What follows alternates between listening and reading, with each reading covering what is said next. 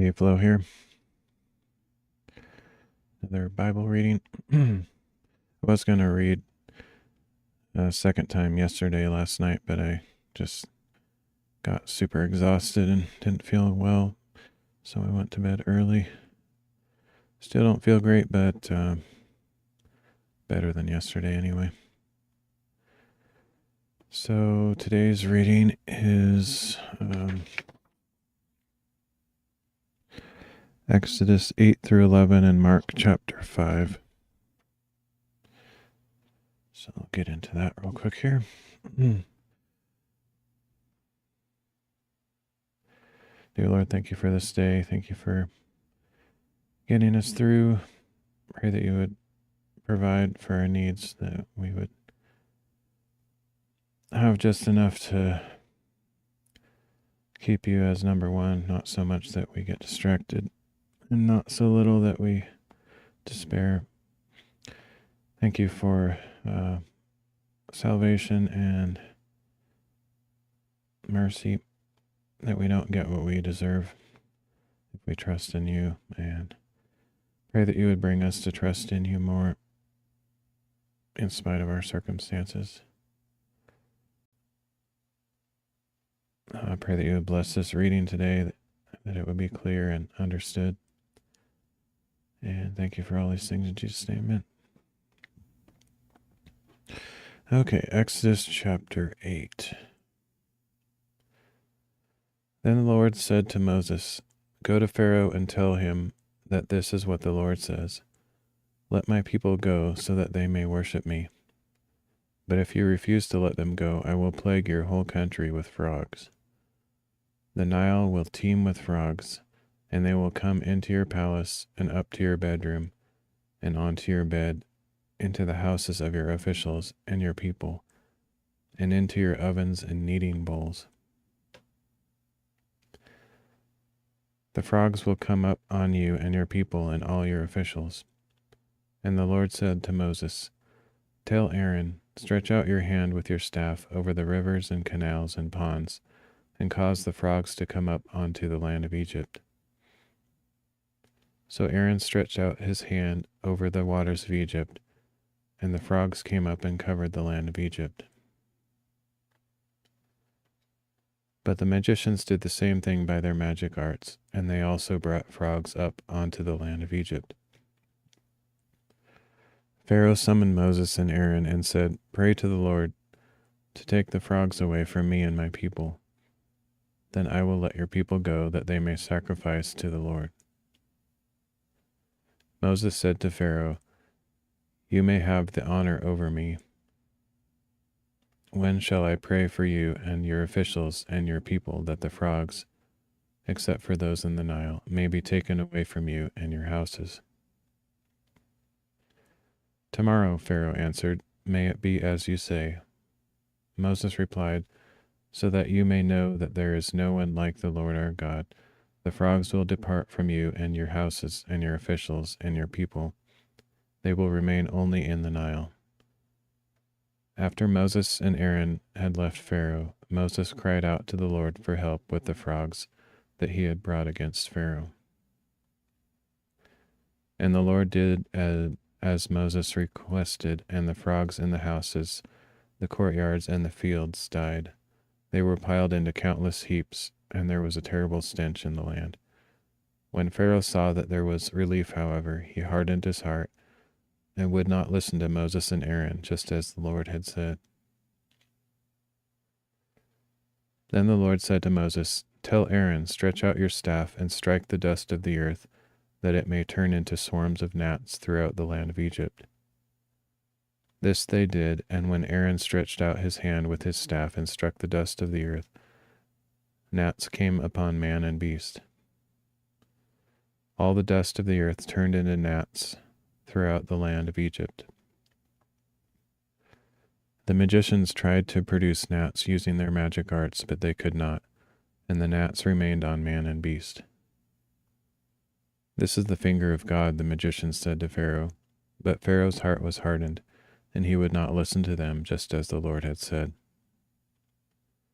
Then the Lord said to Moses, "Get up early in the morning, and when Pharaoh goes out to the water, stand before him and tell him that this is what the Lord says. Let my people go, so that they may worship me. But if you will not let my people go, I will send swarms of flies upon you and your officials, and your people and your houses. The houses of the Egyptians and even the ground where they stand will be full of flies. But on that day I will give special treatment to the land of Goshen, where my people live. No swarms of flies will be found there. In this way you will know that I, the Lord, am in the land. I will make a distinction between my people and your people. This sign will take place tomorrow." And the Lord did so. Thick swarms of flies poured into Pharaoh's palace and into the house of his officials. Throughout Egypt, the land was ruined by swarms of flies. Then Pharaoh summoned Moses and Aaron and said, "Go sacrifice to your God within this land." But Moses replied, "It would not be right to do that, because the sacrifices we offer to the Lord our God would be detestable to the Egyptians. If we offer sacrifices that are detestable before the Egyptians, will they not stone us? We must make a 3-day journey into the wilderness and sacrifice to the Lord our God as he commands us." Pharaoh answered, "I will let you go and sacrifice to the Lord your God in the wilderness, but you must not go very far. Now pray for me." "As soon as I leave you," Moses said, "I will pray to the Lord, so that tomorrow the swarms of flies will depart from Pharaoh and his officials and his people. But Pharaoh must not act deceitfully again by refusing to let the people go and sacrifice to the Lord." Then Moses left Pharaoh and prayed to the Lord, and the Lord did as Moses requested. He removed the swarms of flies from Pharaoh and his officials and his people.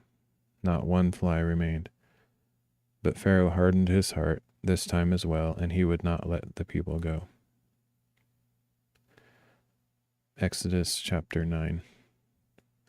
Then the Lord said to Moses, "Go to Pharaoh and tell him that this is what the Lord, the God of the Hebrews, says. Let my people go so that they may worship me. But if you continue to restrain them and refuse to let them go, then the hand of the Lord will bring a severe plague on your livestock in the field, on your horses, donkeys, camels, herds, and flocks. But the Lord will make a distinction between the livestock of Israel and the livestock of Egypt, so that no animal belonging to the Israelites will die." The Lord set a time, saying, "Tomorrow the Lord will do this in the land." And the next day the Lord did just that. All the livestock of the Egyptians died, but not one animal belonging to the Israelites died. Pharaoh sent officials and found that none of the livestock of the Israelites had died. But Pharaoh's heart was hardened, and he would not let the people go. Then the Lord said to Moses and Aaron, "Take handfuls of soot from the furnace in the sight of Pharaoh. Moses is to toss it into the air. It will become fine dust over all the land of Egypt, and festering boils will break out on man and beast throughout the land." So they took soot from the furnace and stood before Pharaoh. Moses tossed it into the air, and festering boils broke out on man and beast. The magicians could not stand before Moses, because the boils had broken out on them and on all the Egyptians.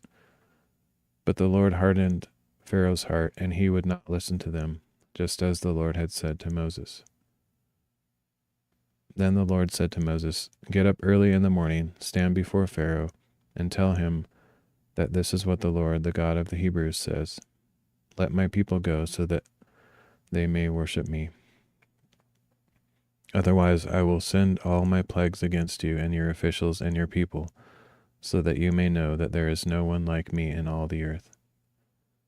For by this time I could have stretched out my hand and struck you and your people with a plague to wipe you off the earth.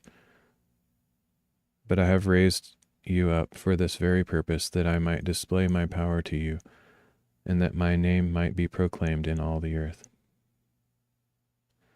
Still, you lord it over my people and do not allow them to go. Behold, at this time tomorrow I will rain down the worst hail that has ever fallen on Egypt, from the day it was founded until now. So give orders now to shelter your livestock and everything you have in the field. Every man or beast that remains in the field and is not brought inside will die when the hail comes down upon them. Those among Pharaoh's officials who feared the word of the Lord hurried to bring their servants and livestock to shelter. But those who disregarded the word of the Lord left their servants and livestock in the field. Then the Lord said to Moses, "Stretch out your hand toward heaven, so that hail may fall on all the land of Egypt, on man and beast and every plant of the field throughout the land of Egypt." So Moses stretched out his staff toward heaven, and the Lord sent thunder and hail, and lightning struck the earth. So the Lord rained down hail upon the land of Egypt. The hail fell, and the lightning continued flashing through it.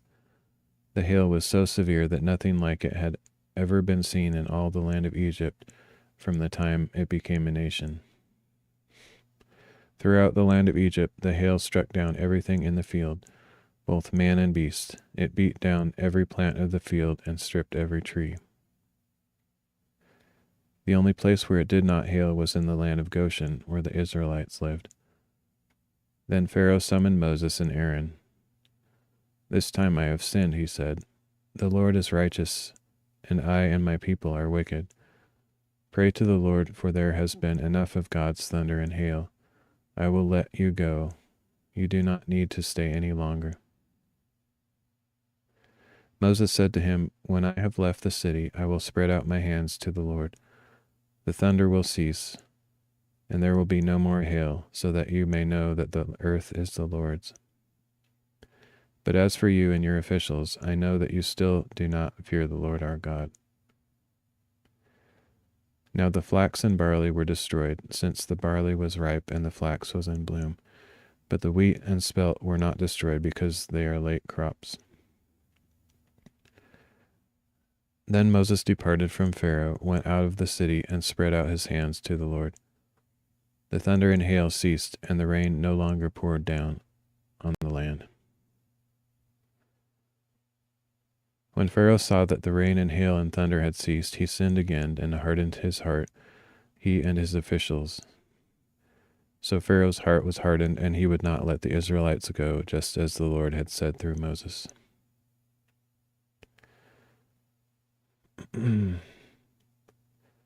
Hey, MXY, thanks for the like. All right, so Exodus chapter 10. Then the Lord said to Moses, "Go to Pharaoh, for I have hardened his heart and the hearts of his officials, that I may perform these miraculous signs of mine among them, and that you may tell your children and grandchildren how severely I dealt with the Egyptians when I performed miraculous signs among them, so that all of you may know that I am the Lord." So Moses and Aaron went to Pharaoh and told him, "This is what the Lord, the God of the Hebrews, says. How long will you refuse to humble yourself before me? Let my people go, so that they may worship me.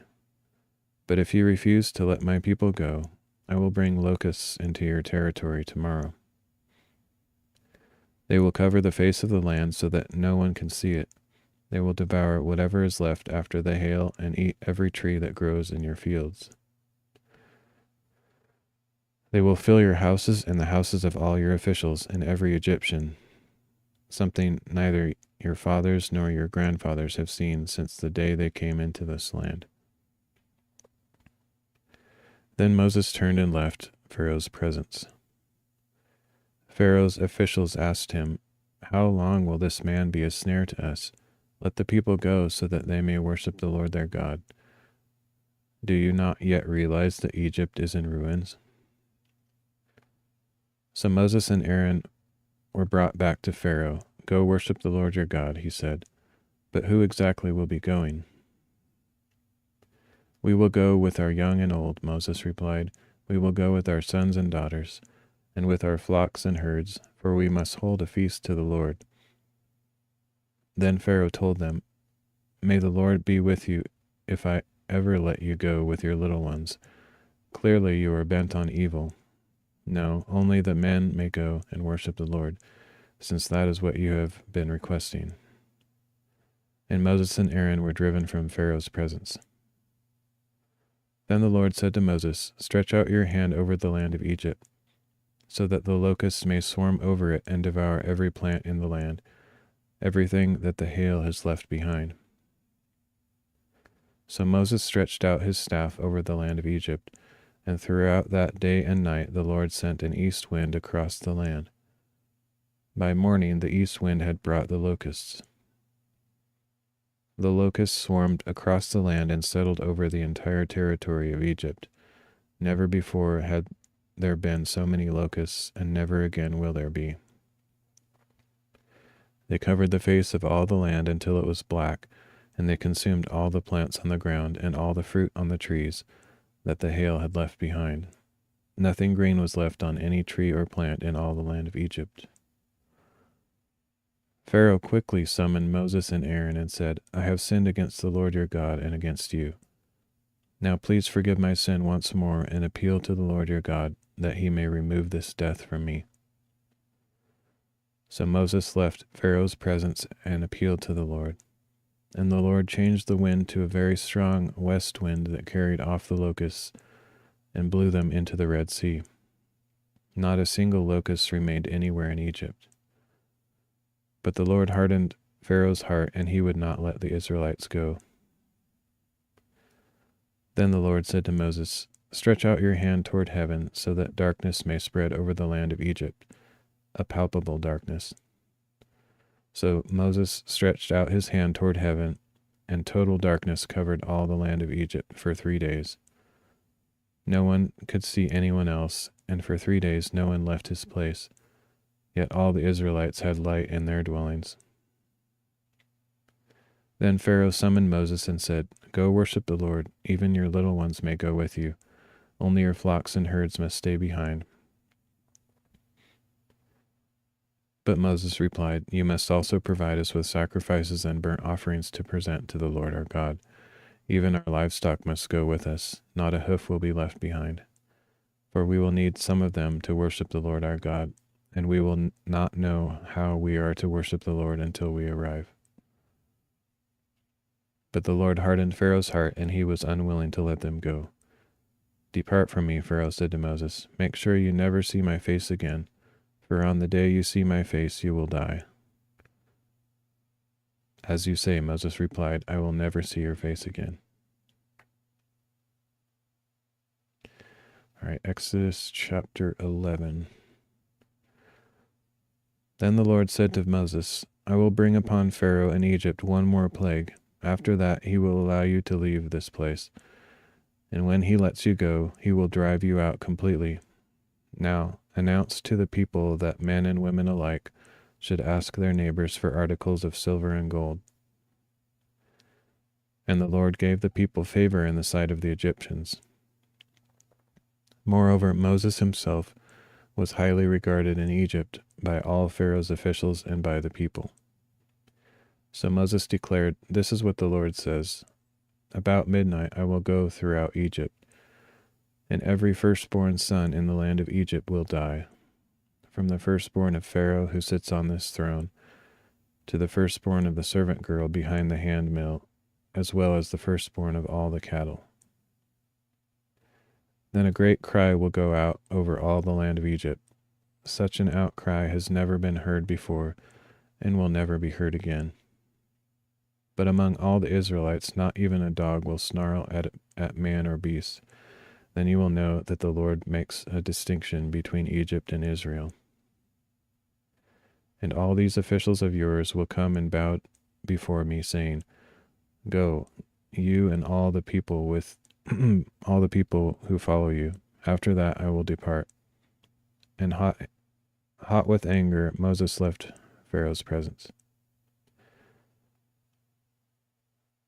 The Lord said to Moses, "Pharaoh will not listen to you, so that my wonders may be multiplied in the land of Egypt." Moses and Aaron did all these wonders before Pharaoh, but the Lord hardened Pharaoh's heart, so that he would not let the Israelites go out of his land. All right, so now read Mark chapter 5. Hey, Libby, thanks for the like. On the other side of the sea, they arrived in the region of the Gerasenes. As soon as Jesus got out of the boat, he was met by a man with an unclean spirit who was coming from the tombs. This man had been living in the tombs and could no longer be restrained, even with chains. Though he was often bound with chains and shackles, he had broken the chains and shattered the shackles. Now there was no one with the strength to subdue him. Night and day in the tombs and in the mountains he kept crying out and cutting himself with stones. When the man saw Jesus from a distance, he ran and fell on his knees before him. And he shouted in a loud voice, "What do you want with me, Jesus, Son of the Most High God? I beg you before God not to torture me." For Jesus had already declared, "Come out of this man, you unclean spirit." "What is your name?" Jesus asked. "My name is Legion," he replied, "for we are many." And he begged Jesus repeatedly not to send them out of that region. There on the nearby hillside, a large herd of pigs was feeding. So the demons begged Jesus, "Send us to the pigs, so that we may enter them." He gave them permission, and the unclean spirits came out and went into the pigs, and the herd of about 2,000 rushed down the steep bank into the sea and drowned in the water. Those tending the pigs ran off and reported this in the town and countryside, and the people went out to see what had happened. When they came to Jesus, they saw the man who had been possessed by the legion of demons sitting there, clothed and in his right mind, and they were afraid. Those who had seen it described what had happened to the demon-possessed man and also to the pigs. And the people began to beg Jesus to leave their region. As he was getting into the boat, the man who had been possessed by the demons begged to go with him. But Jesus would not allow him.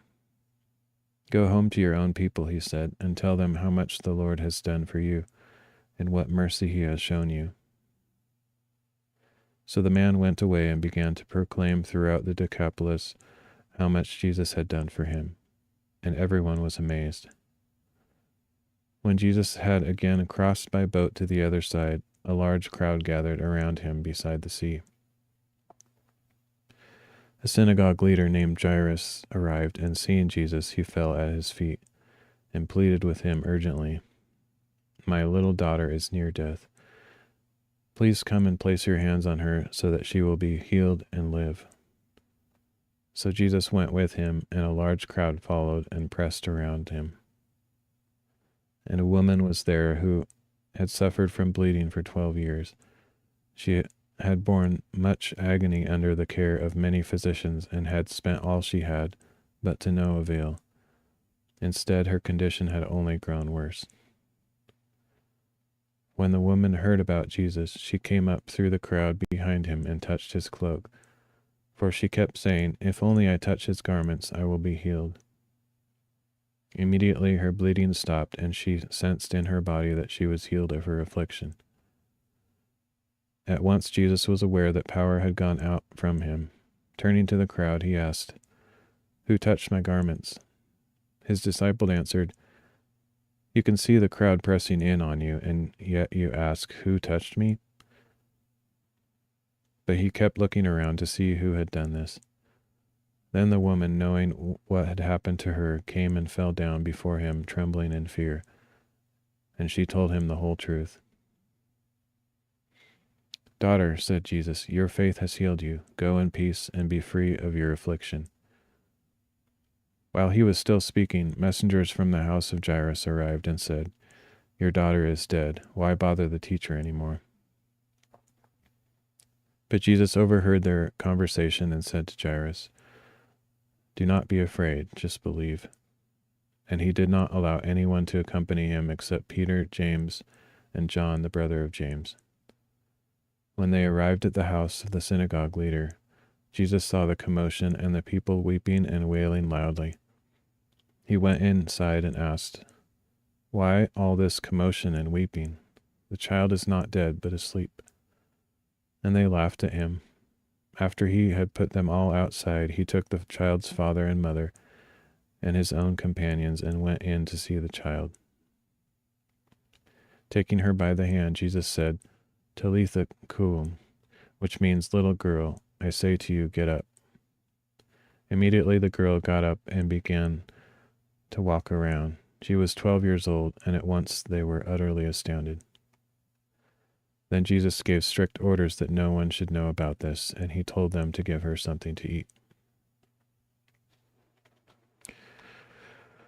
All right, that is it for today's reading.